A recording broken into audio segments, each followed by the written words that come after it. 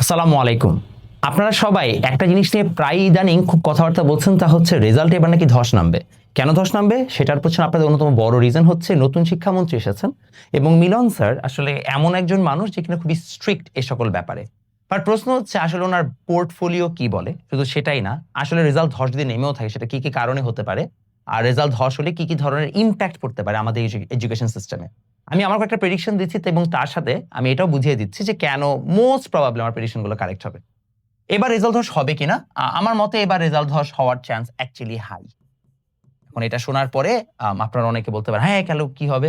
আচ্ছা, আপনাকে বুঝাই বলি কেন। যে কোনো হচ্ছে যে পাবলিক পরীক্ষাতে আসলে রেজাল্ট ডিপেন্ড করে তিনটা জিনিসের উপরে। এক, গার্ড কেমন করা দেওয়া হচ্ছে, অর্থাৎ স্টুডেন্টরা কি নকল করতে পারছে কিনা, এক নাম্বার। সেকেন্ডলি হচ্ছে কোয়েশ্চেন কি হার্ড হয়েছে কিনা, কোয়েশ্চেন স্ট্যান্ডার্ড। এবং last but not the least, খাতা চেকিং।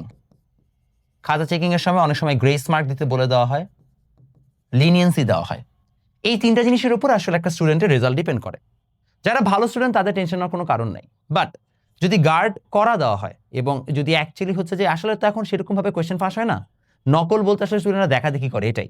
এই দেখাদেখি যদি পুরোদমে বন্ধ করে দেওয়া হয় তাহলে একটা সিগনিফিকেন্ট ড্রপ আসার চান্স অবশ্যই আছে। বিকজ লেটস বি অনেস্ট, আপনারা যতই যাই বলেন না কেন, এক্সাম হলে আমরা সবাই কম বেশি কিন্তু হেল্প নিই, এটা আমাদের কালচারের মধ্যে আছে। যেমন আমি যখন মানে মনে করেন যে স্কুল কলেজ লাইফে ছিলাম, কম্পেয়ার টু দ্যাট যখন আমি বুয়েটে গেছি, বুয়েটে আমাদের চিটিং করা একদম মানে অফ ছিল, মানে চিটিং করাই যেত না, like no cheating at all. But school কলেজে কিন্তু সবাই কম বেশি করছে।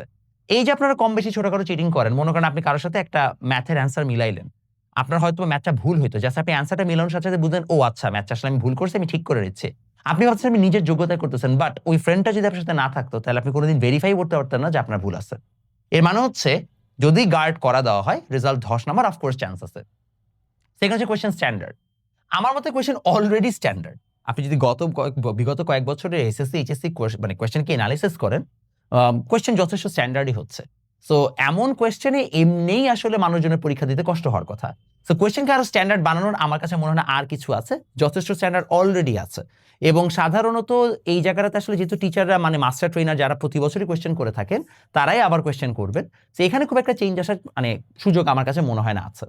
And last but not the least, সেটা হচ্ছে খাতা চেকিং এর ব্যাপারে ইনস্ট্রাকশন। যদি বলা হয় একদমই বোর্ড থেকে যে আসলে খাতা চেকিং এর সময় আপনাকে কড়াভাবে চেক করতে হবে, আপনি লিনিয়েন্সি দিতে পারবেন না, আপনি কোনো গ্রেস মার্ক দিতে পারবেন না, তখন কিন্তু দেখা যাবে অনেক জায়গায় সিগনিফিকেন্টলি হচ্ছে রেজাল্ট ড্রপ করবে।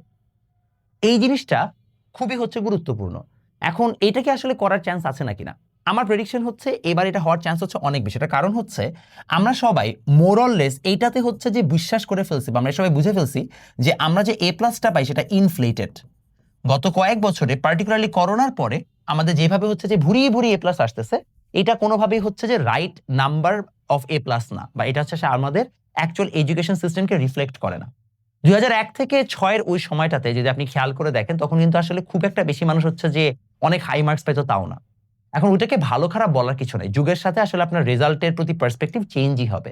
বাট করোনার পরের ব্যাচগুলো যেরকম হচ্ছে যে একটা সুযোগ পেয়েছিল যে ধুমধাম হচ্ছে যে মার্কস তুলে ফেলার, অটোপাস ব্যাচ এটসেট্রা এটসেট্রা, এই ধরনের কাহিনী আর হবে না। 2018 এবং 19 সালে এইচএসসি পরীক্ষার রেজাল্ট যদি আপনি খেয়াল করে দেখেন, তখন কিন্তু মানে যথেষ্ট কম এ প্লাস ছিল। আমার সময় টোটাল এ প্লাস ছিল মনে হয় 28,000। আমি এইচএসসি 18 ব্যাচের।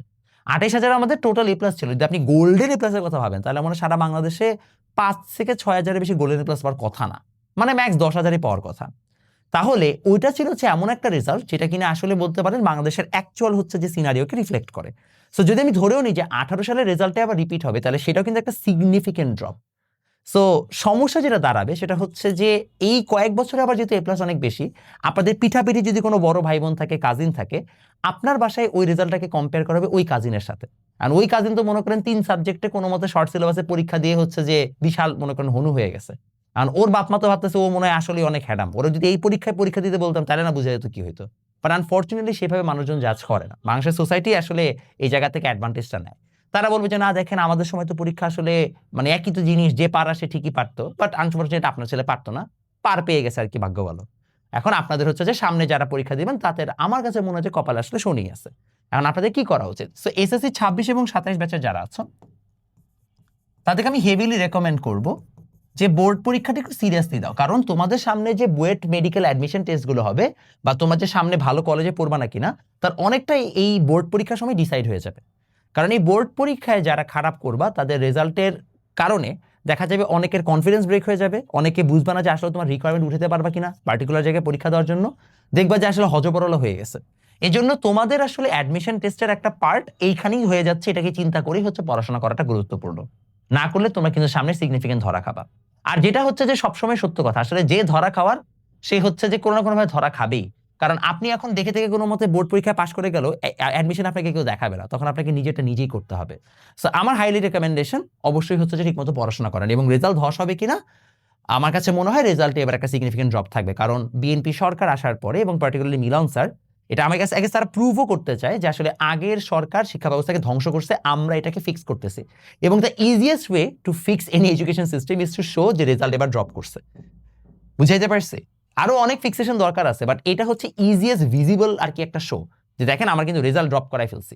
রেজাল্ট ড্রপ করে ফেলে মানে এখন আমাদের কিন্তু এখানে স্ট্রিক্টলি সবকিছু হ্যান্ডেল করা হচ্ছে, ডিসিপ্লিন হচ্ছে এটার মাধ্যমে আসলে পড়াশোনার মান বাড়ছে, এটাকে বোঝানোটা সহজ। যদিও এতে আদতে পড়াশোনার মান বাড়ে এমন না, সিগনিফিকেন্ট যে চেঞ্জ আসে এমন না। অফকোর্স কিছু চেঞ্জেস আসে, কিছু স্টুডেন্ট আসলে পড়াশোনার প্রতি আগ্রহী হয়, তারা পাবলিক শেমিং এর ভয় হলেও পড়াশোনার প্রতি আগ্রহী হয়, বাট এটা ওভারঅল এডুকেশন সিস্টেমকে ফিক্স করে ফেলে না। ওভারঅল এডুকেশন সিস্টেমকে ফিক্স করতে হলে আরো অনেক ডেপথে যে কাজ করতে হবে, এবং সেটা একদিনে হবেও না, সেটা একটা লম্বা প্রজেক্ট। আমি আশা রাখছি যেহেতু সামনে এই সরকার আমার কাছে মনে হয় পরের বছর আসতে পারে, যদি 10 বছরের একটা টার্ম পাওয়া যায় এবং 10 বছর যদি একই শিক্ষামন্ত্রী এবং প্রতিমন্ত্রী থাকেন, তাহলে তারা একটা লম্বা প্ল্যান নিয়ে আগাইতে পারেন, এবং লম্বা প্ল্যানে যদি এক্সিকিউশনে তারা কাজ করেন, আশা করি দেশের শিক্ষা ব্যবস্থা ভালো হবে। আপাতত এসএসসি 26 এবং 26 মানে 2-26 তোমাদের বেস্ট অফ লাক।